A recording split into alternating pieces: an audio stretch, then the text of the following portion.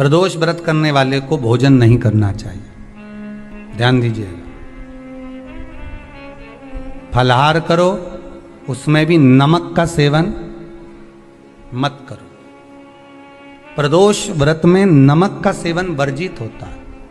कारण, क्या कारण होता है? उसका एक कारण माना गया है नमक की वर्जितता। जिस समय पर एक नगर में एक ब्राह्मणी रहती थी, बहुत भाव से सुनिएगा, प्रदोष व्रत नमक को त्यागने का भाव। प्रदोष व्रत की किताब में भी मिल जाएगा आपको, आप पढ़ेंगे तो सुना होगा आपने। एक ब्राह्मणी रहती थी एक नगर में, उसका पति नहीं था। छोटा सा बालक एक साथ में रहता, छोटा सा बालक। अब ब्राह्मण के घर की धर्म पत्नी है, ब्राह्मण कर्मकांड करने वाला, पूजन करने वाला, पाठ करने वाला, अनुष्ठान करने वाला, पूजन करने वाला, मंत्र जाप करने वाला, भगवत भक्ति में डूबने वाला। ब्राह्मण तो चले गया, ब्राह्मणी बच्चे के साथ रह रही है। क्या करे वो? अकेली निवास कर रही है, अकेली रह रही है। और ब्राह्मणी बच्चे के साथ भ्रमण करती रहती, घूमती, कहीं कहीं दर दर जाकर कुछ भिक्षा को मांग कर लेकर आ जाती। और भिक्षा लाने के बाद में उस भिक्षा को जब लेकर आती तो अपने बच्चे को भी खिलाती और स्वयं भी उसका पान करती। एक दिन ब्राह्मणी भ्रमण करते करते प्रदोष काल के समय पर शिव मंदिर में प्रवेश करी। प्रदोष काल के समय पर,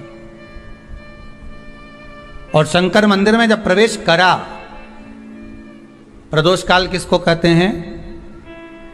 सूर्य अस्त हो रहा हो, रात्रि प्रवेश कर रही हो, दोनों का जब मिलन हो रहा हो वो प्रदोष काल कहलाता है। दोनों का जब मिलन हो रहा, सूर्यास्त हो रहा हो, रात्रि अपना चरण बढ़ाने के लिए आगे बढ़ रही हो और दोनों का जब मिलन हो रहा है, वो प्रदोष काल है, वो प्रदोष का समय है। ब्राह्मणी मंदिर में प्रवेश कर रही है। जब ब्राह्मणी मंदिर में प्रवेश करी, मंदिर के अंदर पहुंची, प्रदोष काल का समय था, प्रदोष का समय चल रहा था। और प्रदोष काल के उस समय में, प्रदोष काल के उस समय में जब ब्राह्मणी ने देखा कि कोई भगवान की भक्ति में लगा हुआ है, भगवान के रस तत्व में डूबा हुआ है। आज ब्राह्मणी के पास में कुछ पदार्थ नहीं है, अपने बच्चे का पेट भरने के लिए कोई सामग्री नहीं है, और कुछ आस लेके वो प्रवेश करी है, कुछ आस लेकर वो अंदर प्रवेश कर जाती है। कोई ऋषि की पत्नी, कोई ब्राह्मण जन की अर्धांगिनी उस प्रदोष के समय पर शंकर का अभिषेक पूजन कर रही थी, भगवान शिव की आराधना कर रही थी, भगवान की भक्ति में डूबी हुई थी। जब भगवान शिव की आराधना में डूबी हुई है, आराधना कर रही है, ये कुछ पाने के लिए चली गई, ये कुछ पाने के लिए गई और इसके मन में आया कि मैं कुछ, मुझे भोजन का कोई पदार्थ मिल जावे, मुझे कुछ भोजन मिल जावे, और जब मुझे भोजन मिल जाएगा तब मैं जो पाऊंगी अपने बच्चे को भी पाऊंगी। पर जिस मंदिर में वो प्रवेश करी थी, जहाँ पर नारी पूजन कर रही थी शंकर की प्रदोष काल में, वहाँ पर पड़ी हुई कुछ वस्तु को इस ब्राह्मणी ने मांग लिया। मेरे बालक को बहुत भूख लगी है, मेरा बच्चा बड़ा भूखा है, इसके भोजन के लिए थोड़ी सी सामग्री दे दीजिए, इसके भोजन के लिए थोड़ा सा कुछ रस तत्व दे दीजिए। उसने उठाया थोड़ा सा पदार्थ, कुछ जो उसके पास में था वो दिया। जब दिया तो देने के बाद जब उसे प्राप्त हुआ और होने के बाद में जब वो मिल गया उसको, तो उसने उस समय पर उस पदार्थ को जैसे ही मुख में लिया, लेते ही कहा, इसमें तो स्वाद नहीं है, इसमें स्वाद नहीं है। उस ब्राह्मणी ने बड़ा सुंदर एक संवाद कहा। घर का जो बड़ा होता है ना, घर का जो बड़े होता है, घर का बुजुर्ग जो होता है, घर का जो प्रथम स्थल प्राप्त करने वाला, मेन कुर्सी पर, अच्छी जगह पर जो बैठने वाला होता है ना, ब्राह्मणी कहती है वो कभी किसी वस्तु में ऐब नहीं देखता, मिनक नहीं निकालता। समाज के अन्नकूट होते हैं, समाज के जब अन्नकूट होते हैं महाराज, समाज के जब अन्नकूट होते हैं, बड़ी बड़ी समाजों में जब कार्तिक महीने में अन्नकूट महोत्सव होते हैं, बहुत सारा प्रसाद बनता है। जो बुजुर्ग होते हैं ना, बड़े समझदार लोग होते हैं ना, तो अन्नकूट की जब प्रसाद खाने बैठते हैं ना, उसमें नमक नहीं भी होता ना तो नहीं बोलते कि इसमें नमक नहीं है। पर जो हमने डोनेशन दिया है, जब तुम आए थे समाज वाले तो हमने 1000 का लिफाफा दिया, 500 का लिफाफा दिया, 2000 का लिफाफा दिया और भोजन ऐसा बनवाया। एक व्यक्ति वो जो खाकर चुपचाप चले गया और एक व्यक्ति वो जिसने प्रसाद पर उंगली उठाई। इन दोनों को अन्नकूट की तारीख पे इनका नाम लिख लो और अगला अन्नकूट आए तब दोनों की दशा देखना। एक जो चुपचाप खाकर चले गया, भगवान के प्रसाद को प्रसाद मानकर, प्रभु का दर्शन मानकर लेकर चले गया, वो उन्नति की सीढ़ी पर चढ़ता चले गया। और जो मिनक निकालता रहा वो साल भर खटर पटर की जिंदगी जीता रहा। भगवान के प्रसाद में कभी भी ध्यान रखिएगा, भगवान के प्रसाद के अंतर्गत स्वाद की कोई मूलता नहीं होती। भगवान का प्रसाद स्वयं स्वाद है। भगवान के प्रसाद में नमक नहीं देखना, मिर्ची नहीं देखना, भगवान के प्रसाद में शक्कर नहीं देखना, भगवान के प्रसाद में कुछ ये नहीं देखना कि कितना माल डला, कितना घी, कितना बादाम, कितना काजू, कितना इलायची डला। हाँ, यहां तक शास्त्र कहता है कि भगवान का प्रसाद अगर बन रहा है तो उसकी सुगंध भी नहीं ली जाती है महाराज। यहां तक शास्त्र कहता है। जब तक भगवान उसको पानी ले तब तक उसका सुगंध भी नहीं ली जाती। और कई कई जगह तो भगवान को प्रसाद अगर सूखा सामान हाथ में आ गया, इलायची कैसी है, मंदिर के अंदर जाने वाली है भगवान को डलने के लिए, लाओ जरा किसकी दुकान से आई इलायची बताओ, इलायची 25 बार सूंघा, हाँ हाँ अच्छी है, अब सूंघ लिया तो भगवान इसको स्वीकार करेगा क्या?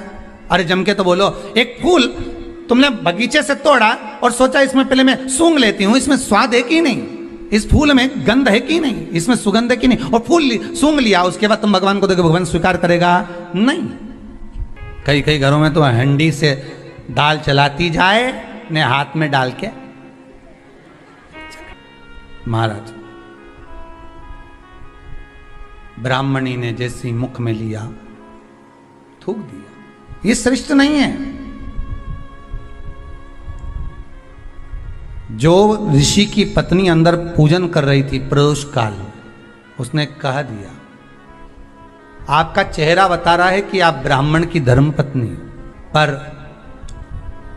आज आप दर दर जाकर अगर भिक्षा मांग रही हो, दर दर जाकर अगर भीख मांग रही हो, दर दर जाकर भिक्षा को मांग रही हो, तो इसमें आपके पति का दोष नहीं है, दोष आपका है। क्योंकि आप भगवान के प्रसाद में भी जो स्वाद देखी थी ना, ये आपका एक जन्म का नहीं है, ये ना जाने कितने जन्म का है। ब्राह्मणी के मस्तिष्क में बैठ गया, ब्राह्मणी के उस वो कहा ना, वो बक्कल में नहीं अक्कल में बैठ गया कि ये स्वाद नहीं देखना।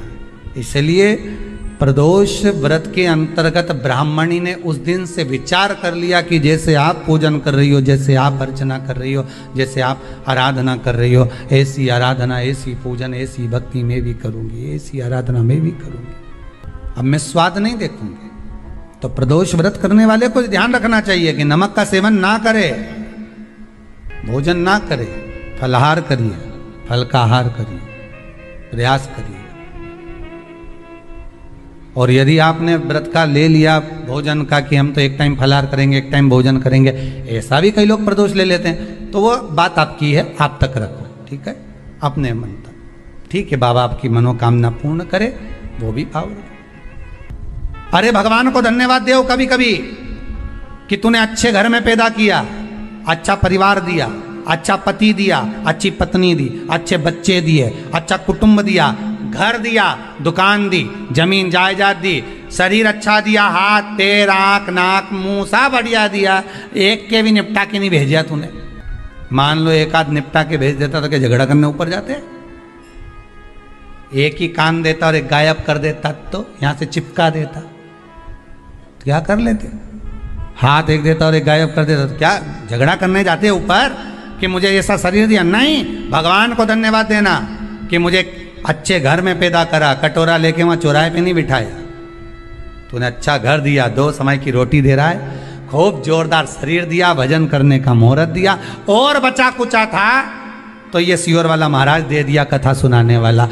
शाम के समय पर प्रदोष काल में बेलपत्री के पेड़ के नीचे, चाहे शंकर के मंदिर के दरवाजे पर या शिव मंदिर में, अगर आप प्रदोष के दिन दिया लगाते हो, सोमवार के दिन दिया लगाते हो, तो ऐसा कोई व्यक्ति नहीं जिसको मेरे देवाधिदेव महादेव, मेरा विश्वनाथ भंडार नहीं भरता हो। खाली नहीं छोड़ेगा, दे देगा, भंडार भर देगा, कमी तो नहीं रख सकता, ये पक्का। पर तुम करना ही नहीं चाह, 2-4 सोमवार करो और उसके बाद के तो महाराज जी हमने तो करा था, हमको तो मिला ही नहीं। 2-1 प्रदोष करा तुमने, अरे 1 साल करो, सारे दरबदर भी तो अपन ठोकर खा कर आए, इतना साल निकाला अपन ने, और 6 महीना 3 महीना 4 महीना भगवान से निवेदन तो करो, दिल से कहो तो सरी, नी भंडार भरे तो बात दूसरी, एक बार बोलो तो।